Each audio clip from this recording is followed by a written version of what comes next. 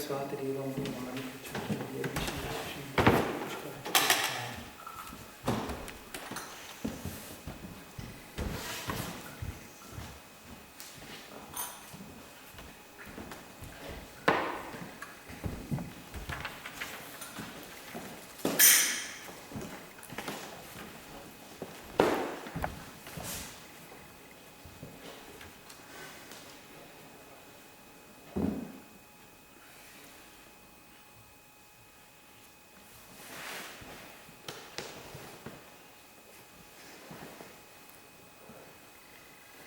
So, maybe some special issues or something like this we should speak about, otherwise we can just... Preaching. Preaching is, that's Srila Prabhupada. There is nothing what Srila Prabhupada actually describes, what he doesn't describe in a mood of preaching. That was always, whatever it was. Even when he was, like in his correspondence, privately dedicating attention to so many details and personal care of the devotees, ultimately it was always about preaching. He expected every devotee in this movement to be in a preaching mood. So, for that purpose he built a structure, even organization, like example, preaching and management. Right? What is too much management? Should we manage just for the sake of management? Or shall we just forget the management and just preach? You know, yeah. So there's a discussion which is going on since 45 years. Yeah. Prabhupada writes, like example, this routine work such as chanting, speaking, rising early, cleaning, cooking, and offering prasadam, artik, reading books. These activities are the backbone of our society, and if we practice them nicely in a regulative manner, then our whole program will be successful. If we become slack or neglect these things, then everything else we may try will fail. So it is very important that you keep your standards very high in these activities. Then your preaching will be strong. Preaching is our real business, preaching and distributing books.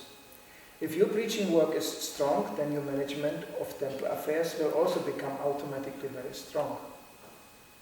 Just like if the head wills it, the hand will move. Preaching is like the head of our Krishna conscious society, and if the head is removed, then the whole body dies. Managing is the hands, which work nicely if the head is healthy. If the hands are removed, the body will not die, but it will be crippled. So preaching is more important than management, but both must be there if the whole body is to operate nicely. So this is something which, you have it described here.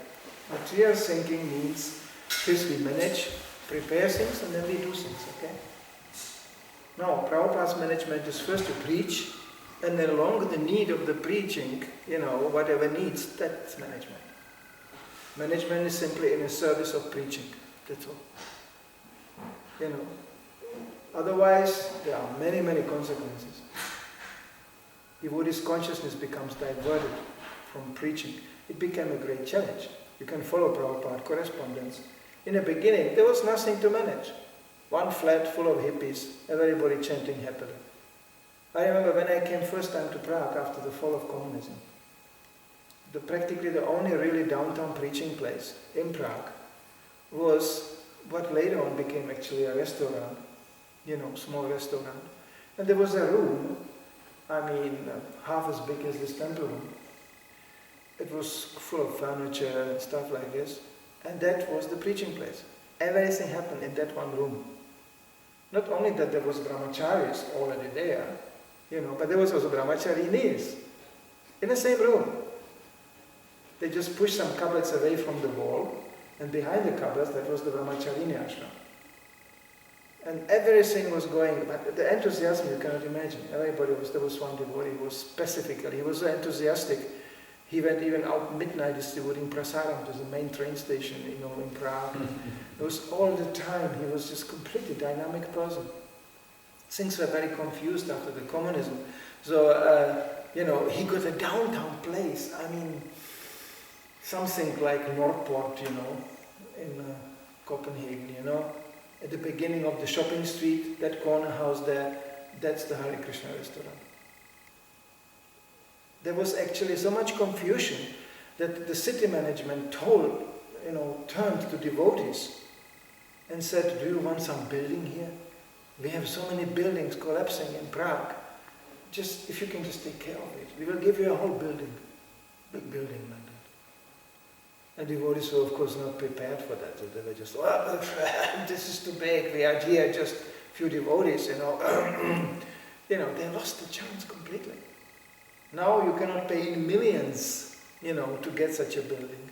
There's no way to acquire even such a location. But those days the city management didn't know what to do. They were just, communism finished, and there were so many locations which were neglected, lying around, and they didn't know what to do with that. So that chance was missed. I was in a position in Czech Republic, I could buy a castle size of Radhadesh. I had the money for that, just like that. But I didn't know what to do with the castle. Oh yeah, my wife liked the castle very much.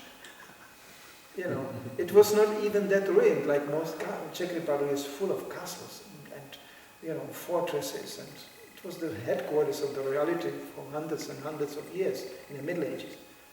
So these things are still standing around. This castle wasn't even so old. It was quite well functioning, but the nuns were moving out. It was huge. It was very nice, with towers, and there was even a little church to it. And it was for money, which actually I had that money at that moment, But I was saying, what will I do with the castle? It's one thing to get a castle, but how to maintain such a thing? I was already enough warned from the past. In ISKCON, it's always, we got a new castle for Krishna, great! And then, half a year later, who is going to maintain this, This gutter is falling off, and that roof is, and it's like Villa Vrindavan is a place, it's just a roof area, the roof, tiles, this Italian ceramic tiles. It's the size of like 2 football fields, And it's constantly falling apart. You never stop moving this ladders around, and fixing the roof. You can have practically one devotee around the year, just moving around and fixing the roof. Things like that. So it's easy to get a castle, you get messed up. So then management starts to take over, and preaching suffers. Prabhupada said never allow this to happen. That's exactly what happened also in Bhaktisiddhanta Maharaj's movement. As soon as the big temples came, devotees moved in and started to live there. And who is going to live in which room? And it was a big discussion, and then everything stopped. So one should never leave the line of preaching. That's what we are meant for. That's what the reason of management is. To simply facilitate the preaching. If there's no preaching, there's no use of any management. What's the use? That's Vaishya thinking. Vaishya think always, let's get the money, somehow, by any means, and then buy something big, and then we will sit in it. Yes. That's called death. This is death for a preacher. Some big building and you sit in it. And once a day you go in the toilet and you have 30 toilets to choose from. That's Vaishya. He thinks, big time, great. This is the mentality which Prabhupada was really worried about. He even warned Sankirtan devotees, he said, this is not business. You don't go out there and make money. You go out there to preach. And then money will come. Of course we want money. Of course we take money. But that goes after the preaching. First you preach. And then money comes. And he especially mentioned book distribution. He wanted to basically all the economy being based on book distribution. And then comes the congregational program. But already there you see the problems. You have congregational members coming, they go, yeah, I will support, but you change this. And you do like that. Especially Indians. They don't have the problem here much, but it can happen. And very expert people. They will always put their conditions. That doesn't happen with book distribution. It's not like somebody goes, oh yeah, I want to buy the book, but first you change this. I mean, I don't think you meet anybody on the street like this. They either buy the book or they don't. That's it. Bye-bye. Nobody goes saying, oh yeah, I would like to read Prabhupada's books, but no, first you change this, and you change that, and you change this. No. Book distribution is clean. It is clean, despite all this editing discussions. So insulting to Srila Prabhupada. In the name of Srila Prabhupada, my God, they do such a things. This is simply somebody is using some issue, you know. Americans are really good at this, the conspiracy theories. Prabhupada was poisoned. I discovered VZ. They poisoned him. You know, why? Because then everybody stops preaching, right?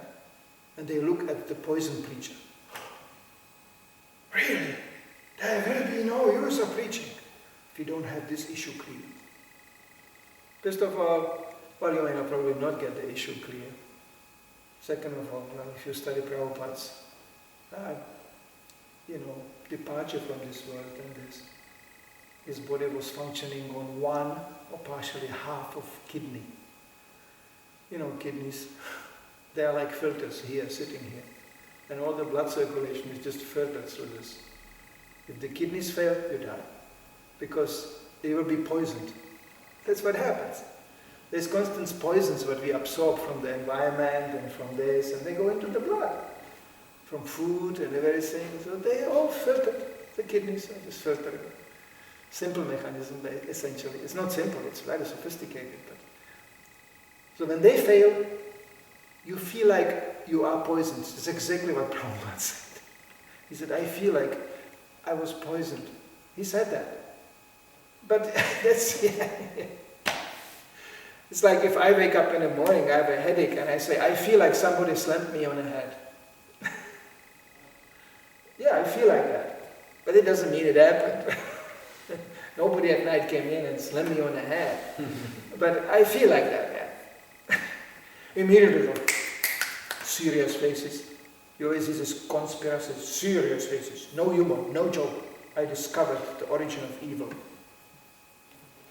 And everybody, evil is coming. It was discovered. And immediately the preaching stops.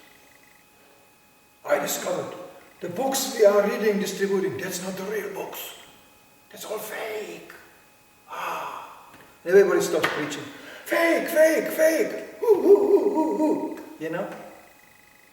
Therefore, I say very publicly and into the camera, I despise such devotees. I despise them publicly and privately. To bring this into Srila Prabhupada's movement, their own false egos being distinct, saying something important, even basically they have nothing to say. I say it openly, and I'm glad the camera is around. Of course, it ends up in some YouTube problem mixed up with advertisement, with pornography, I don't know what. But, I can say it over and over again. These people are simply damaging Srila Prabhupada's movement because they take away the focus from preaching. Preaching, what does it do to a broken man on the street who just has a sausage in the hand and goes... Every Sankirtan devotee knows. How many intellectuals do you really meet out there? It's all, no, I don't like it. Oh, I like it. When I don't like it, then I like it. People who purely operate on emotional platform, like animals. A dog's like, dog doesn't like. That's all. That's what it is. And they all pretend to be so rational. I'm studying in university, yes. The only problem is I like all these girls. You know, yeah. All totally emotional, I think. So it's not easy to find somebody who can really discuss something, philosophy or something, or who thinks rationally.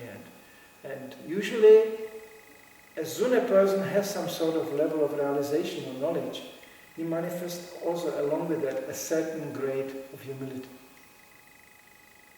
Brainless person is shameless and very bold. And unfortunately, the other stupid ones will be impressed. He is so bold. He has no doubt. He must be right. He must be right. You know, you can study the speeches of Mr. Hitler. You know, no doubt whatsoever. No, zero doubt. Follow me. And they all, no doubt. Even what he says, when you listen, it's just mumble jumble, you know, it's just basically transmitting only one point. You are great. You are all God. Follow me. We can all be God together. It's called the Third Reich. That was his concept of Vaikuntha. You know, and we enter the Third Reich, and it's going to be all German, and it's going to be all for free. You will just enjoy. You will never, you know, you will be full of knowledge, full of bliss forever. That's the message being translated. Oh, people love this. Oh, great. It's a good idea, isn't it? Wrong place. And the wrong preacher. By the time it was everything in ruins, you know, they walked through the rubble, you know. That was the end of Vaikuntha, yeah, finished. So material world is like that. So we should be very keen and always see the priorities. Every devotee basically should be ready to preach. In whatever capacity. Simple. You stand in a kitchen, you have to explain people why you are standing there. Simple. Don't make it sophisticated. Why use? We are not sophisticated people. Simple. And that people accept, they'll be impressed. It's more the purity and the simplicity which makes actually the preaching effective. Not the sophisticated word jalai. You know, that's usually how cheaters work. So, that's very clearly stated. Managing is the hands, which work nicely if the head is healthy. Means preaching is powered by the Brahminical intelligence. We may not feel like we are big Brahmanas, but Srila Prabhupada is our Brahmana. So we can actually simply repeat. Prabhupada said, he said, I am not perfect, I may not be perfect, but I am repeating the perfect, and that makes me too be perfect. Yeah. I'm perfect because I repeat the perfect one. So, anyway, so therefore Prabhupada was very keen. He is using in many, many letters the phrase, because Prabhupada always was like, these letters are really interesting to read because Prabhupada was in a certain mood, like, he came in a mood where he saw that this preaching is expanding so nicely, you know, and it's so wonderful how devotees are preaching. They are like angels. So in all letters suddenly you find this, my angel-like devotees. You know, you are all like angels, angel-like devotees. So it goes for a while, then it's, you know. So this is coming from a period where he in several letters used the example of a skyscraper. You know. So he said, yes, actually there is now a skyscraper framework. Like, you know, when you build a skyscraper, Prabhupada saw it, that's why he's using it. He saw it in New York. When they build a skyscraper, the first thing comes, you know, it's not the windows, it's not the doors, it's not even the walls. It comes, you know, the frame, like a cage, you know. Yeah. There's this famous picture how a bunch of construction workers takes lunch, and the top of such a framework probably, you know, what later on became the floor number 366, you know, or something like this. So they just sit there, iron sink. Because when you work the whole day in such a haze, and they are not fixed, nothing. They just sit there, you know, on a piece of iron sticking out into the air like this, and they all together take lunch happily. It's a famous photo. Probably the wind must be blowing quite heavy up there. Yeah, it's really dangerous. But when you are living like this, and the days actually reported, there's not so many fell down. Because I know it myself. I grew up on a balcony on the 5th floor when I was a small boy. I had absolutely no relationship to haze. My mother found me playing on the balcony on the railing, but outside. I was hanging there on the 5th floor, you know. One slip and you are dead. No, it would be so like this. So, and it's habit. You get habit. Of course, that's sometimes you slip and you fell down, sure. So, once you are flying, there is very little chance that you will be coming down in one piece. So, Prabhupada writes, yes, actually there is now a skyscraper framework. Now you have to decorate and cover it nicely. To construct a form is the difficult portion of the adventure. But when the form is there, it is not so difficult to finish it. Simply it requires a little taste. I'm always thankful to Krishna that I have somehow got so many wonderful boys like yourself to assist me in this way. Now it is practically in your hands to finish and push on, but I have started. I am now getting all respect and honor, so now you must preserve that standard and not dishonor me. Thank you very much for helping me. That's a nice motivation. Try to live in such a way that Srila Prabhupada doesn't get dishonored. In other words, he puts the framework, right? And we come with our gamsha and underwear and hang it on it and going, people think, well, this could have been a good skyscraper, but now it's just some loony establishment. You know, yeah? So that's actually where our endeavor should go, not to disgrace Srila Prabhupada. These Prabhupada temples is Srila Prabhupada embassies. It's Krishna's embassies. So suddenly everything takes a little bit different perspective. Like you enter an embassy, there's a whole area in Denmark, in Copenhagen, and embassies here. Well, you may get some idea of the country. You know, actually sometimes the embassies do reflect the country. You know, you come to India, an Indian embassy, you know, nobody says hello basically. That's my experience with Indian embassies. They just go, first they say, wait. Then you sit there for 2 hours, you know, nothing happens. That's generally what happens when you go to an office in India. You just sit there and they let you wait and roast and they do nothing about you. Nobody comes, can I help you? What do you want? You just sit there. You know. So that's one experience.